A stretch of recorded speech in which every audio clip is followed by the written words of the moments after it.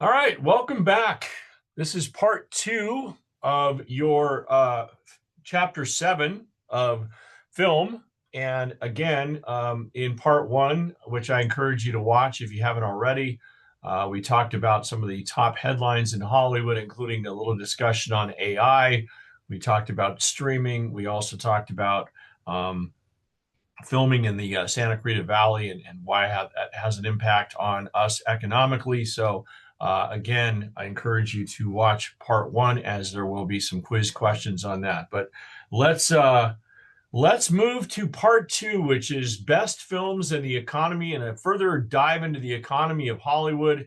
I think one of the funnest debates that you can have if you're really a big film fan is to ask, someone at a party or a friend or your mom or dad or whoever, your bestie, ask them like to think about what their favorite films are, right?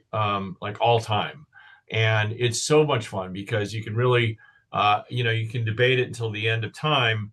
And how do you define a best film, right? Is it the most culturally important film? Is it the you know innovatively, is it the greatest film? Is it just a great story? Is it the most exciting? Is it the funniest? I mean, you can just go on and on with the criteria of what makes a best film. So trying to define what a best film is virtually impossible, but I'm going to try.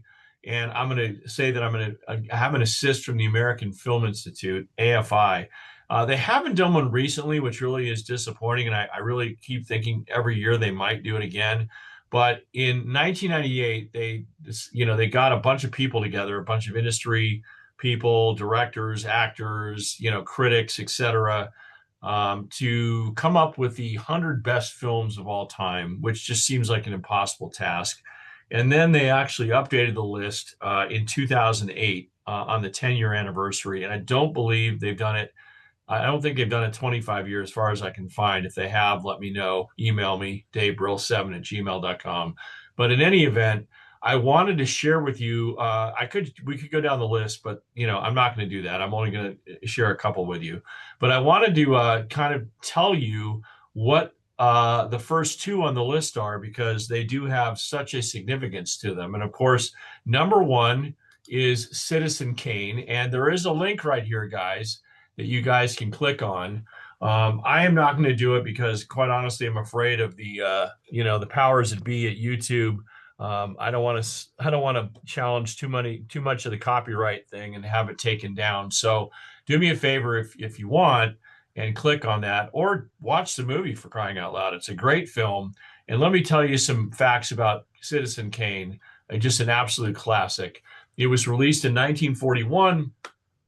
It was directed, produced, and starred 25-year-old Orson Welles in his feature debut. Orson Welles, of course, one of the legends of Hollywood. And we've already, I think, spoken about Orson Welles in our radio chapter. If you recall, there was he did something called War of the Worlds, which was a radio program that I mentioned. And basically, so he started in radio, then went into film, very talented guy. And of course, released Citizen Kane in 1941. It revolutionized cinema with nonlinear storytelling, deep focus, cinematography, and innovative sound. And there was a lot of other things, but those are kind of the three kind of main sort of that's what really kind of changed, I think, film history, was those three aesthetics, if you will. And the main character was based on William Randolph Hearst, who we will actually talk about in greater detail when we get to journalism. He is one of the most significant characters in journalism history, synonymous with yellow journalism. You'll learn all about that when we get to the journalism chapter. But suffices to say, Charles Foster Kane, who is the fictional character in Citizen Kane, was based on William Randolph Hearst. And William Randolph Hearst was so upset of Kane's character that he actually tried to get the film banned. He tried to work with his newspapers within his empire to not write up about the movie. Just sour grapes, if you will. Obviously, none of it worked. Now, what's interesting though is that when it was initially released, it was a box office flop. It had nine Oscar nominations, so it was appreciated from I think from just a film standpoint, but from a popularity standpoint, not so much. And of course, over time, it's grown to a greater appreciation. But it's one award, it's one Academy Award was Best Screenplay, which is just mind blowing to me that this film only won one Oscar. But I think it's interesting. If you haven't had a chance to already participate in that, that assignment I have on our discussion topic, and Bill Maher talks about about kind of sort of the arbitrary nature of Oscar and how it gets manipulated. So in any event, Citizen Kane. One other stat that's not on your screen. I don't have it in front of me, but see if I can remember it. Orson Welles was addicted to coffee, and at one point suffered caffeine poisoning on the set of Citizen Kane when he drank something like 35 cups of coffee in one day. Can you imagine? Anyway, random fact, just one of those things I thought I'd throw out there. Number two, and I'll only do the top two because we could literally spend all day here on this, but Godfather. Okay, now it's obviously the Godfather, an Italian mob movie. So interesting because I think that a lot of people think that Godfather was kind of the first mob movie made in Hollywood.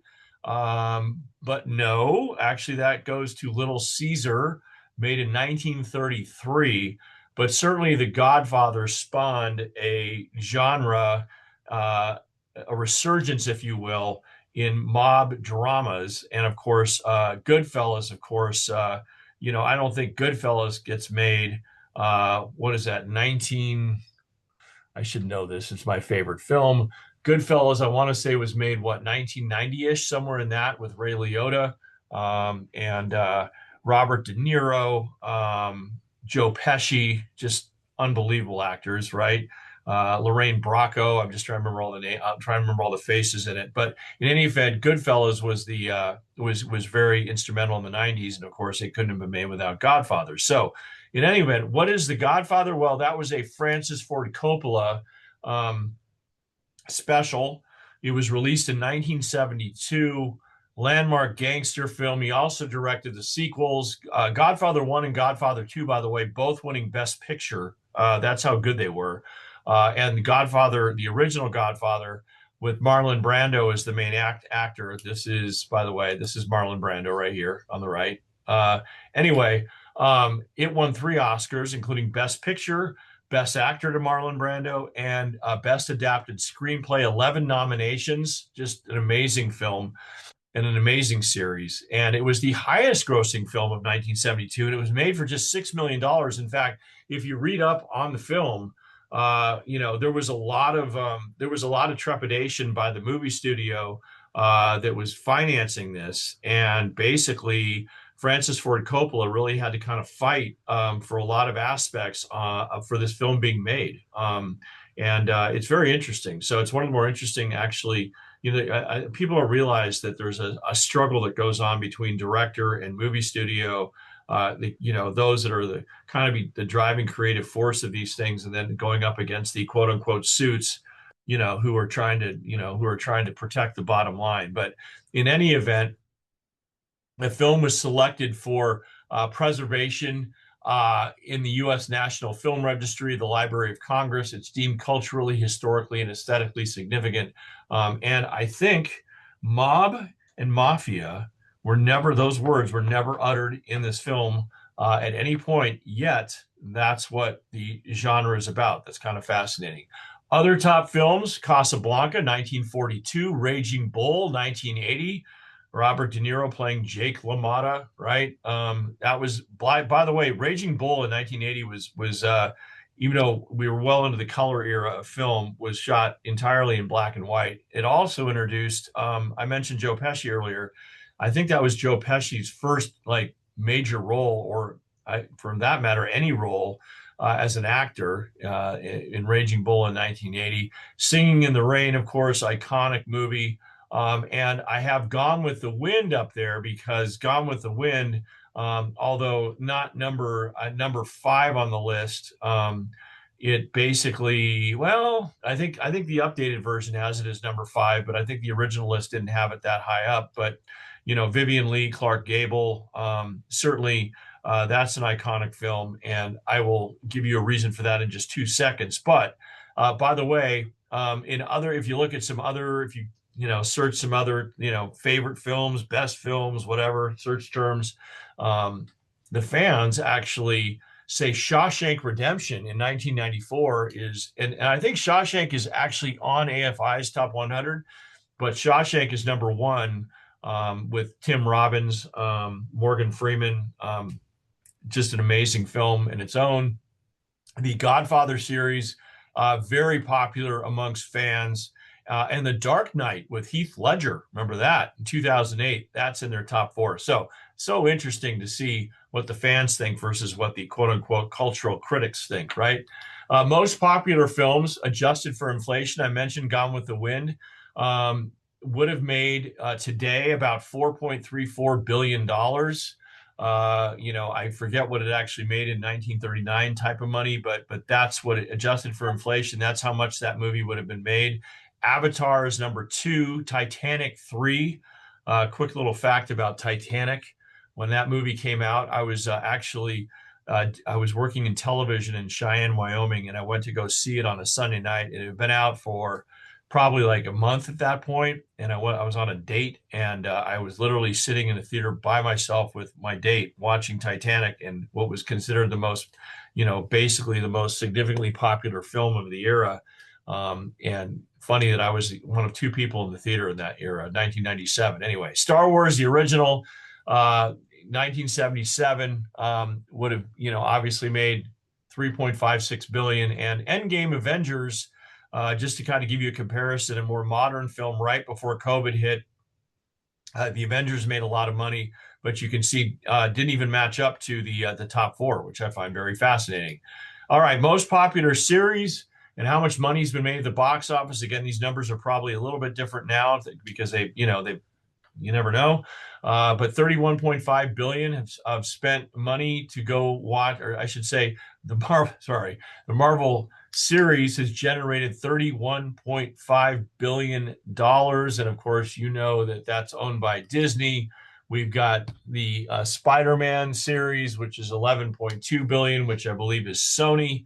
And then, of course, we've got the Star Wars universe, which has generated over $10 billion. And of course, that, if you think about Marvel and Star Wars, we're looking at Disney owning that. So Disney kind of rules the world when it comes to franchises, right? Other facts and figures, this is kind of interesting here. Internationals in the purple, green represented by domestic or the United States, and its global box office. And I want you to see if you look at right here, if you see my pointer, that's where COVID hit. And you can see that prior to COVID, in the theater, worldwide, gross revenue was around $42.3 billion in ticket sales, $42.3 billion. 11 billion of that was here in the U.S. So almost 3 times as much you could say that was going in an international box office. So American film, by the way, very, very popular across the Pacific, across the Atlantic. We have a huge impact on the rest of the globe, particularly in China, by the way. But look at 2020, it craters because literally theaters were only open for 2.5 months in 2020 before the pandemic kind of struck it down.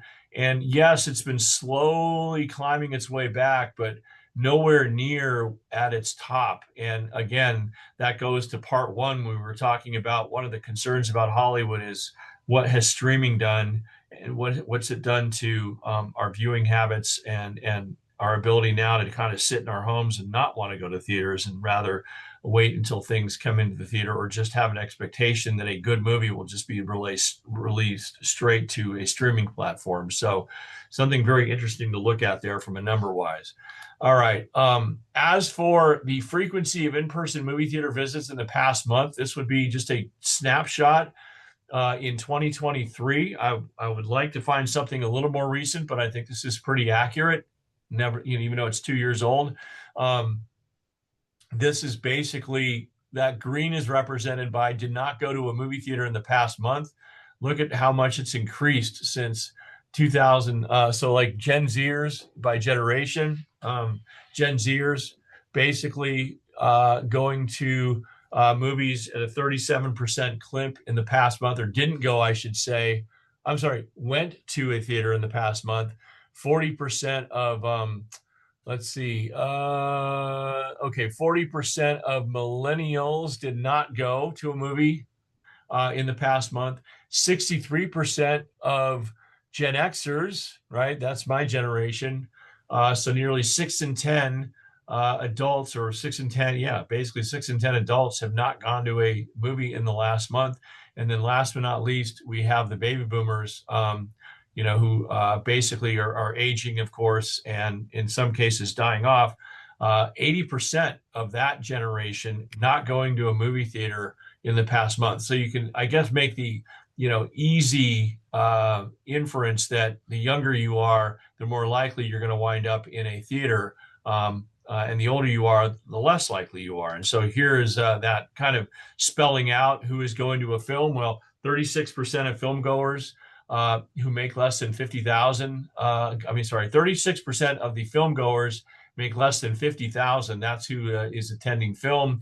53% of film goers make more than 100,000 are appearing on film. So I guess what you are not appearing on film, actually going to a film. But you can see that obviously if you make more than $100,000, you're more likely to go to a film than if you make less than 50,000. I think, and that's reflected. I think maybe you could maybe say education, but I would say that that's just a reflection of, hey, you have more spending money. And so, going to a film these days, not cheap, right? So you're more apt to be able to afford to go if you're making more money. So that's what I'm inferring by that stat. White audiences, 55% of all tickets sold went to white audiences, 23% Hispanic, 12% Black. I think that is actually going to change, because I think there's been obviously a push among Hollywood, amongst people in Hollywood, to really diversify not just film, but story, but cast. And so I think, traditionally, I think there's been, I think you'll start to see those numbers increase.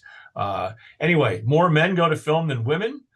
Folks in urban locations go to films more, meaning folks that are in cities have a tendency to go to films more. I mean, that's obvious. I mean, if you live out, kind of in the sticks, or, away from an area that has a lot of movie theaters, you're not as apt to be motivated to get in your car and drive a distance to go see a film. You'd probably just rather watch it on Netflix, for example.